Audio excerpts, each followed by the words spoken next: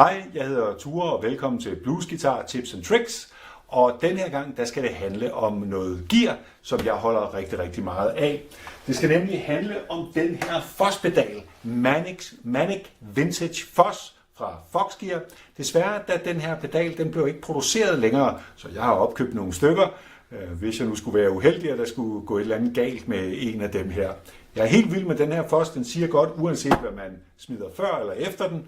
Så det kan også være, at du synes, den lyder rigtig fedt, og du skal ud på brugtmarkedet og jage efter sådan en. I dag der spiller jeg igen på min elskede Strat her, og jeg prøver at spille lidt på både neck pickup og bridge pickup, og jeg prøver også at lege lidt med volumenknappen, så du kan høre det her kendte clean-up, som jo en Fuzz-face pedal skal kunne gøre.